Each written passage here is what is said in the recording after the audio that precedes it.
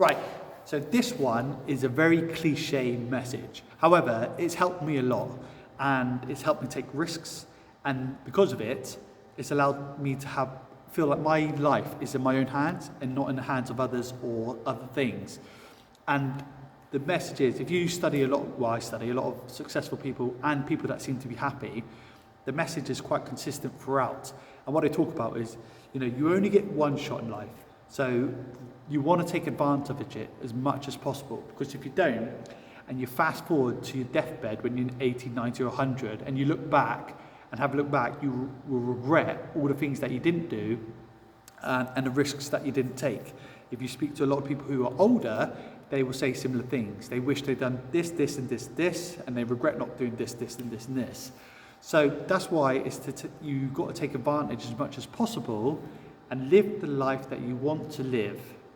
Now, I obviously deal with health and fitness, but this also can relate into other parts of life. So a good message to start off with is Will Smith. He mentioned normally the greatest things are on the other side of fear. So the most enjoyable or great things or best rewards are on the opposite side of fear. And a good way to talk about it, he talks about people who jump out of planes with a parachute. This doesn't always relate to everyone, because some people just don't enjoy that, but you understand the concept. But when you go to jump out of a plane, you get into a plane, you're strapped with the harness and the parachutes of B, you go on the runway, you have all that fear, you go up in the air, which creates more fear, you open the door and you look out to the world and thinking you're about to jump out of that plane, which creates immense amount of fear.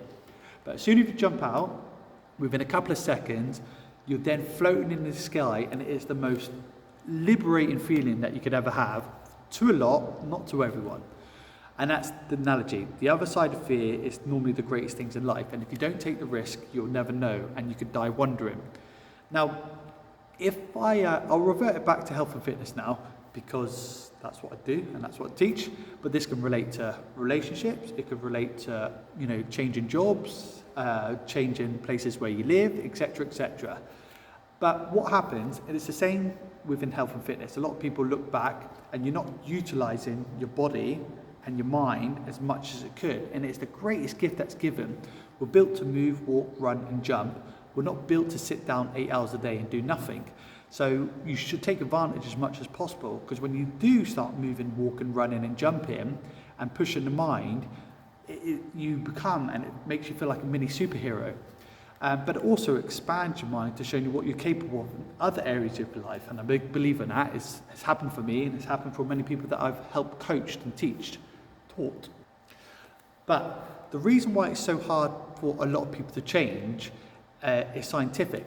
So the different parts of the brain, a good book will teach you this, which is known as the chimp paradox. I haven't actually read the book yet, but I do understand this from other learnings. And you split it. So you've got the front part of the brain, the middle part of the brain, and the back of the brain.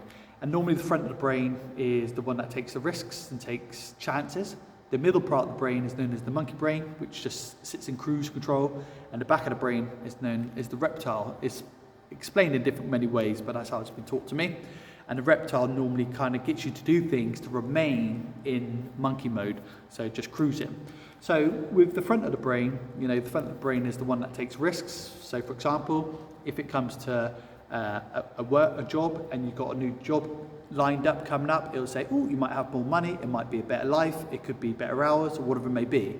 Your middle part of the brain will try and remain where you are because it's comfortable. I'll give you a different analogy for that. But the back part of the brain will be the reptile, like, hang on a minute, you don't know where you're going, it might be a worse job, the money might not be so good that you may think, might not be as good as it seems to be, and tries to put the brakes on to go backwards. The monkey part of the brain is where it's so used to doing something, it doesn't have to think, i.e. for working. When you're working, if you go to a certain place, if you go into that place each morning, 5 days a week, when you wake up, you get in the car, you drive to it, or however you get there, and you don't have to think, and you're just in cruise control, and you can think about something completely different, or get yourself lost just because you're so used to going that path. But that monkey brain will relate to into your normal lifestyle. So if you have a normal lifestyle, and you haven't got fitness, and you're not, fitness is not part of your lifestyle, and you want to become healthy and fitter, you're transforming into the front of the brain where you're trying to take the risk, trying to do something different that your body's doing.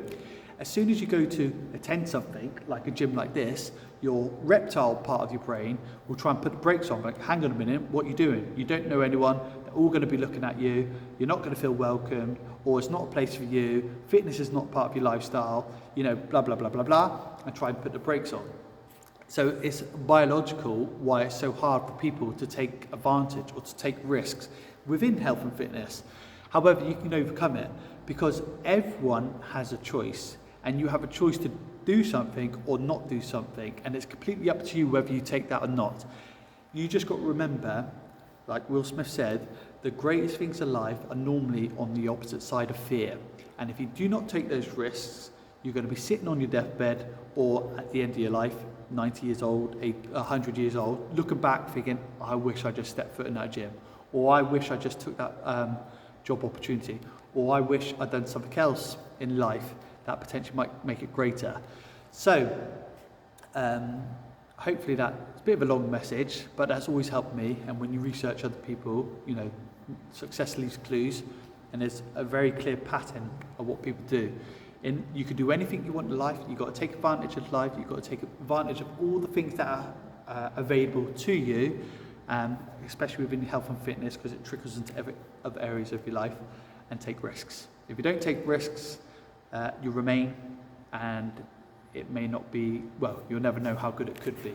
Apart from that, hope it helps. Have a great day. It's evening for me. I'm logging off, and I'll see the rest of you tomorrow. Adios.